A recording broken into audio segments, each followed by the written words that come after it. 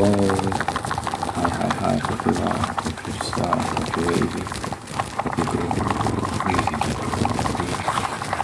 doing good. You're doing amazing. You're doing amazing. Hope you're doing nice. Hope you're doing fantastic.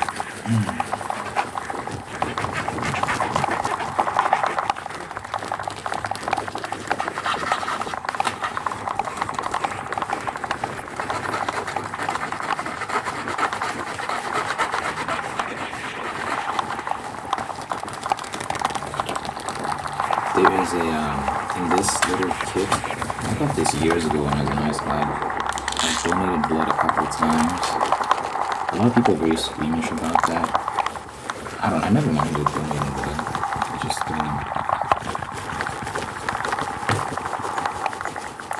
I don't go out of my way to do it. But yeah, anyway, what's my blood type actually? It's like, I think it's like A positive, A negative, so I don't know. They gave me a little metal tag to hang on my school blazer. It's like a keychain that you can put on one of your buttons. But I think I lost it. I have no idea what my blood type is. But anyway, it came, so they give you a little gift as a way to say thank you. So one of the things the kids gave me this grooming kit. It was pretty cool. South African National Blood Services.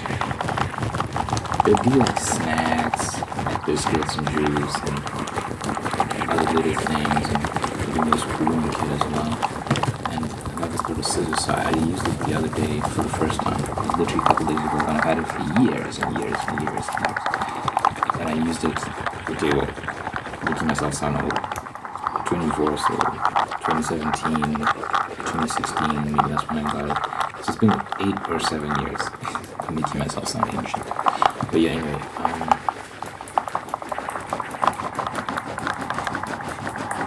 that is almost a decade of having this thing. Sorry, something itching my throat. And I use it to trim my little mustache. I'm trimming my mustache. Anyway, just wanted to mention that. Yo, I wanted to talk about how I was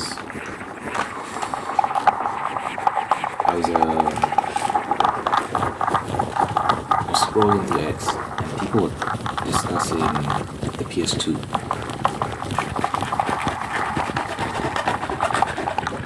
The PS2, like Sony recently celebrated selling 160 million units for the PS2. 160 million. It is the highest selling video game console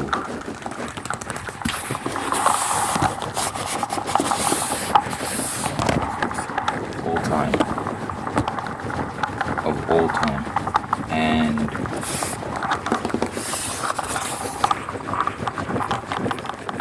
you know, Sony fans are happy about that.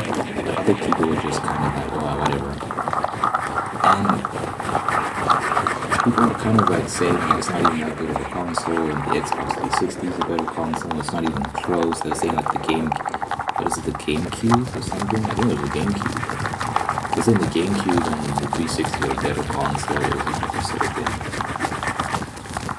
Like the PS2 only has a big library. That's all it has going for it, is this big library of games. First of all, that's the most important part of a console, is the games. That's what matters.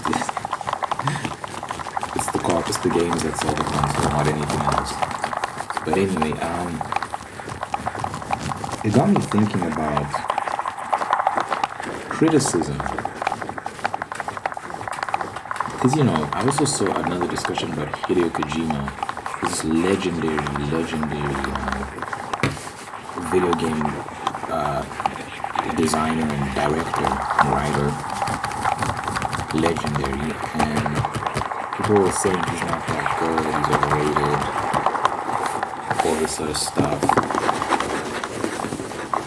And Neil Druckmann, he was the guy who wrote The Last of Us, the video game The Last of Us, wrote the story for that and helped design it and worked on Uncharted as well. Uncharted 4 and 3. Well, Uncharted 4 as well as 2. I'm pretty sure he worked on all of them. But he was the main writer for The Last of Us and one of the main writers for Uncharted 4 and was one of the directors, I believe.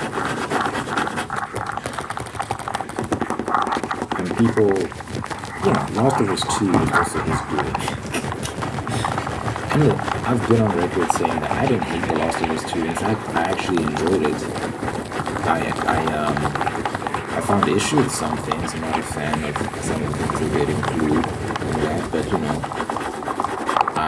just being honest, I had a good time. Good time in the sense that I was gripped and I played the game from start to finish and it hooked me. It's a very depressing game. The story is very depressing, but I enjoyed it in the sense that I was invested in what was going on. A lot of games these days fail to grip me, and it's different from like Spider-Man 2, which, The Last of Us 2 is very woke, very, very woke. It's a bit much, but for me, it was still good. I feel like the writers know what they're doing. With Spider-Man 2 by Insomniac, it was woke and unprofessional. One could argue that it's hard to be woke and professional. I think there's truth to that, but I think for Last of Us 2 there was a lot of stuff there that was good. There are a lot of people who trash that game and say it's the worst game ever made, like whatever, like all this stuff. I disagree. I think there was a lot there to admire and to take notes from. And again, some people might disagree with that, heavily disagree, but all these things, so PS2, 160 million copies, highest selling console ever made, still being disregarded. Hideo Kojima, one of the best, if not the best video game director of all time, still being disregarded by some. Neil Druckmann has a stellar career, has worked on amazing games that have really shifted the industry and captivated people, being disregarded as well. And he's more of a weird case, just because some of his criticism is justified. The direction he took The Last of Us 2 in,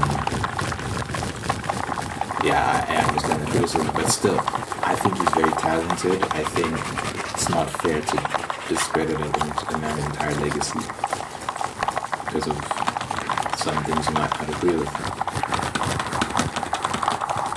All this stuff has me thinking about the nature of criticism, what's valid, what should we take seriously. So if you're someone who's a creative, what should you take seriously, what should you ignore? I feel like no matter how successful you get, no matter how many times you prove yourself, there's always going to be people who disregard you or discredit you or claim that you're not talented or all these things. In fact, I think it gets worse as you become more successful because people like underdogs, people like people who are on their come up, generally speaking. You support the little guy, but when the little guy becomes a big guy and he starts winning a whole lot, people switch up. You see this all the time. So it begs the question of what criticism do you take seriously? And for me, I just think about myself, I'm writing a book right now. By the way, updates. I actually made 2 songs yesterday. Well, I made 2 beats and then I made a song with one of the beats. And it cut into my writing time, so I didn't write nearly as much as I usually do. I only wrote like 280 words or something, which is abysmal. But yeah, I was making music yesterday because I really need to get this album done before the end of the year. just want to wrap up the end of the year with one more album. So my writing took a hit yesterday, but I'm still on track to finish, at least finish the story. Like in terms of I'll still have to edit and stuff, but I can finish writing this draft.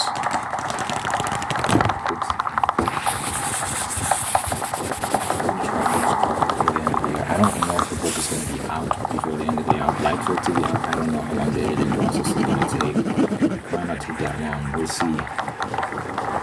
But yeah, it's got me thinking about how, people criticize my book when it's out. It would be nice if there's a conversation that gets going because of it. Like, it's what you don't want is no one talking about your work at all. That's even if people are being negative, at least they're talking about it, right? Imagine no one's talking about it. These are the sort of things you have to deal with as an artist when you're coming up. Just trying to get people's attention, is a challenge. It's a great big challenge, especially when you're not some social media guru expert. A lot of people seem to have a very easy time with social media. I don't know, man. I'm trying to figure it out. But yeah. My hope for my book is that people just find it entertaining. It's my first novel, so I'm sure there'll be things I can improve on, but my hope is that overall we'll just have a good time. And my goal is to improve in an iterative process where one book after the other I get better at certain things, I get better at character development. That's something I'm really working on, is just developing the characters and making them feel distinct from each other. It's not an easy thing to do, actually, but it's one thing I'm trying to do, and I think I'll get better at it as time goes on. I think I've got a few good characters in this book. Like the main characters, the main cast, I think are pretty solid.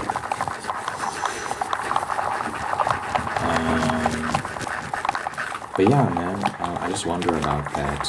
About what sort of criticism am I going to receive? What aspects of it do I take seriously? Because, it's so easy to criticize, man. It is so easy. I think about myself, Attack on Titan. I see clips of Attack on Titan on Instagram. Because I've been heavily critical of Attack on Titan, right? Like, I really don't like the ending. I really don't like the main character, Eren Yeager. I thought he was a random bitch. And yeah, the main character and the ending and the idea that they introduced time travel was so mind-boggling. And I'm like, why? Oh my gosh. I just hate when stories that started off, fairly simple become needlessly complicated. Attack on Titan did not need to become what it became. And the writer's been open about how he kind of started making stuff up towards the end. Because I guess he didn't have a full ending planned out. And you can kind of tell when someone's coming up with stuff as they go along. Because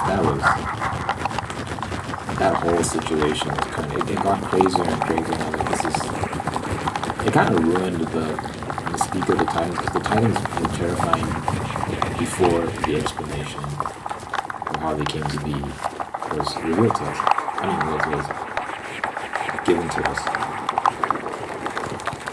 That's the case with pretty much anything. It just becomes less scary when you understand it. Most things. I think some things become scarier when you understand them, but in this case, when you start learning about how it's one big... It's not even just necessarily just the science experiments. There's almost like, it's not magic necessarily, it's damn near magic. There's magic involved, there's time travel involved, there's all this complicated stuff involved. It just makes the Titans just seem less frightening. When you didn't know where they came from and why they were really unsettling creatures. But yeah, anyway, I see clips on Instagram that remind me of, why the show is good, why a lot of people like it. You can't deny. So here's the thing, when I'm talking about criticism, you can't deny that Attack on Titan has a massive following. It has a humongous following, and a lot of people love that show. I love it, and I see clips where this the first time, what's the homie's name? Burton Ring, or whatever, those guys that were secret agents, when they reveal their true identities and turn into Titans. That moment was I saw a clip of that and I got goosebumps reliving that as well. Without excitement.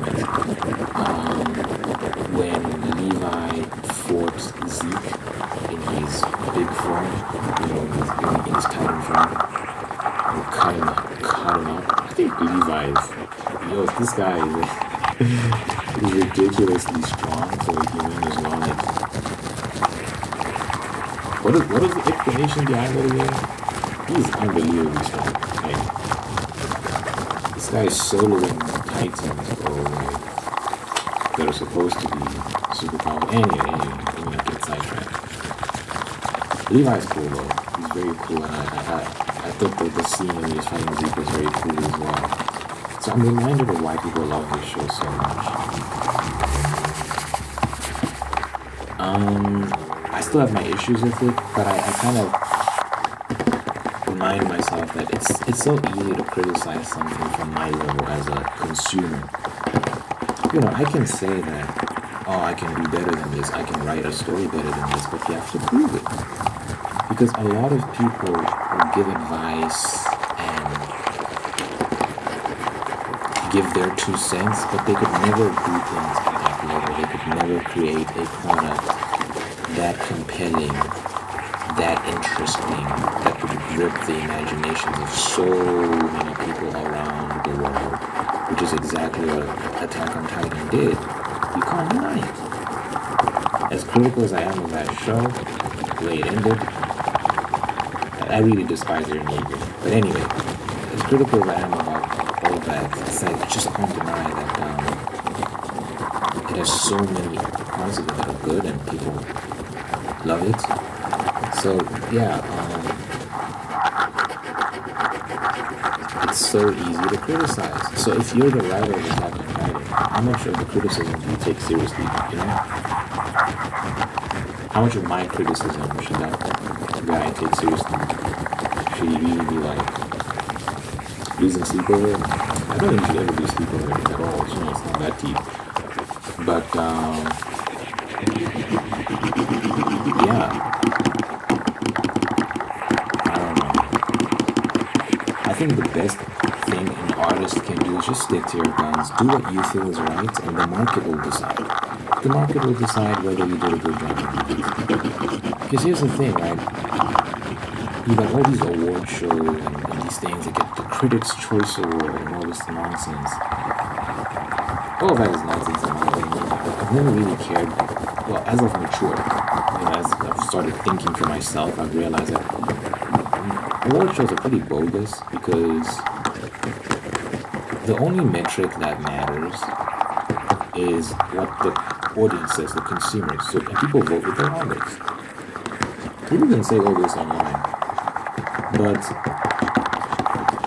who you show up for and who you support with your dollars, your money, whatever currency you use, that's who the person is. That's the person that's winning. So you can say this anime is actually the best anime, some obscure anime that no one's ever heard of. This is the best anime of all time, and these are very subjective things to talk about. But the reality is, you can say what you want about Naruto. It is all over the place, man. It sees the world in ways that no other anime really has ever since. Like, I remember being in high school and there's this guy with these Sharingan contact lenses. You're not allowed to have in school. It was after school, it was during band practice. yeah, the Sharingan, I got into it. And I was, I live in South Africa. This is anime from Japan. It was a global phenomenon. Everyone wanted to be like Kakashi, everyone wanted to be like Naruto, everyone wanted to be like Sasuke. People buying the outfits, playing the video games, cosplaying at all these conferences and conventions. It's crazy. So it just doesn't hold weight when someone says anything that's on like Spy X Family is the best anime ever made. It's way better than Naruto. It's not even close. When someone says that, that's your opinion. You're entitled to your opinion. You can feel that way. But yeah, like, people won't take you seriously just because, come on. Naruto is goated, man. It's goated. The people have decided with the vocal support by watching the show. Your actions speak way, way louder than your words, man. So, you gotta take all this criticism with a pinch of salt a lot of the time. Because here's the danger of listening to everyone constantly. Someone says do this and someone says do that. It can lead you astray, and if it was easy to make shows, like make video games, make a successful console, write a book, everyone would be doing it, right? Everyone would be just doing it. But it's like, no, very few people do it and do it at a high level.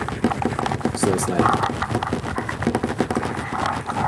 why accept advice from people who might not be able to do it at all,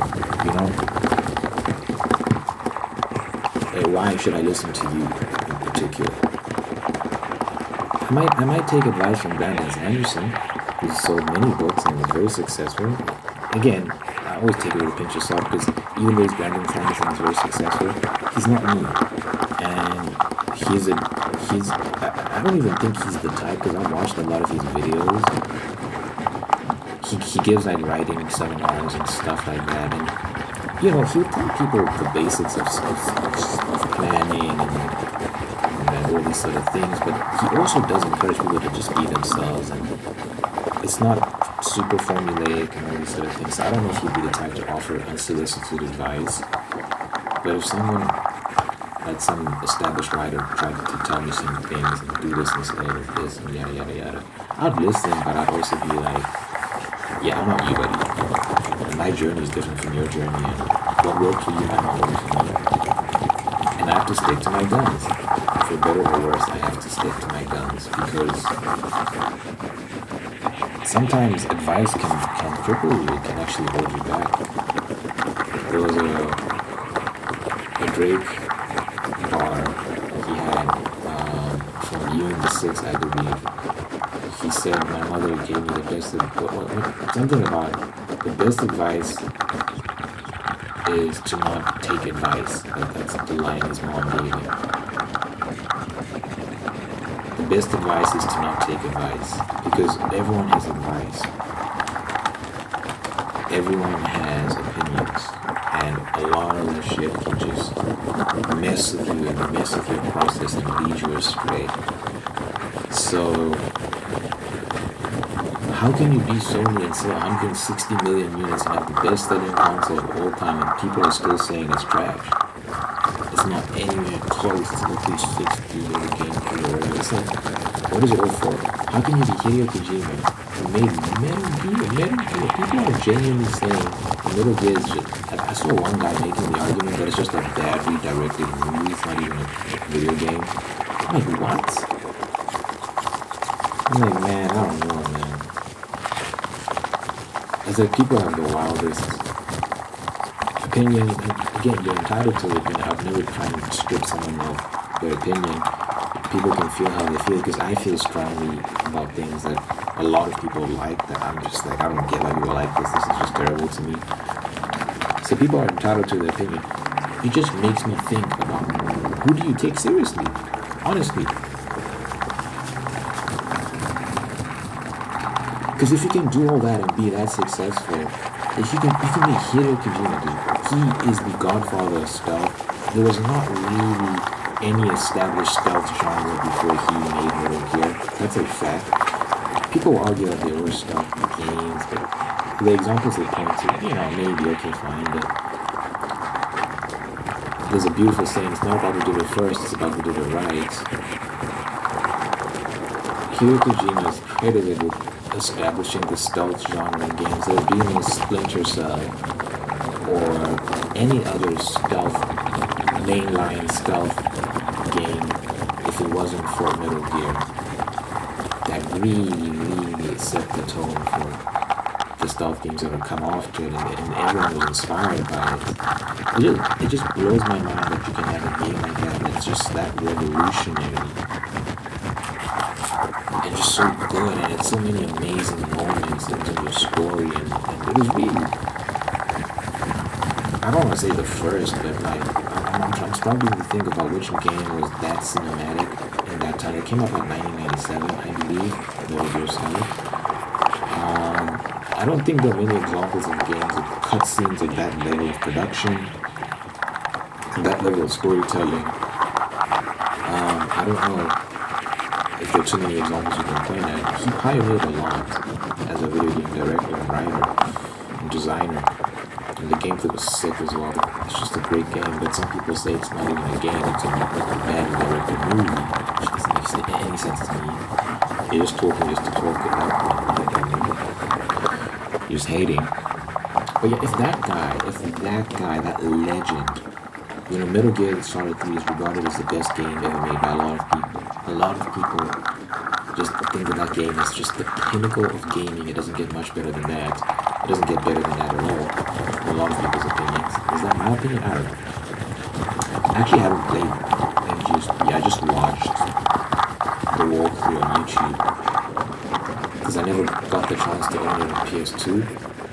But now that it's being remade, and it's coming out on the next-gen console, and it seems like all they're really doing is just drastically overhauling the graphics and keeping everything else pretty much the same. And they're tightening the controls here and there, adding certain functionalities, but for the most part it's the same game with just better graphics and tighter controls. People are very excited. People are going to experience this game in a way they've never experienced it before. And it's just regarded as one of the best games ever made, if not the best.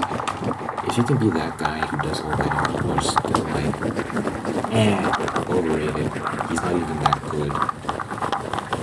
It's just a glorified director, a film director, a bad director. He failed in the film industry, so he tried to make a game. He didn't fail in the film industry. I don't even think he ever tried to enter the film industry.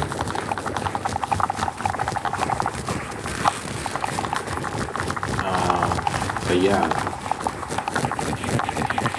I don't know. I'm trying to check. But I think he's always been in games. I don't think he's ever film. I think he wants to make a film one day. He's been very open about that actually. He said he wants to make a movie one day, but he's always been a game director. But if you can be that guy and people are still doing all this, how valuable is all this criticism really? How much of it should we really take to heart? Take seriously? I don't know, dog. I don't know. So yeah, that's going to be my kind of reasoning in my mind moving forward as I'm writing this book and putting it out. I'm hoping people enjoy it. I'm going to see the feedback I get. It's going to be interesting. I'm trying my best, guys. I'm really trying to make this something worthwhile. I want to prove to myself that I can do a better job than a lot of what I'm seeing in Hollywood and just the mainstream media landscape these days.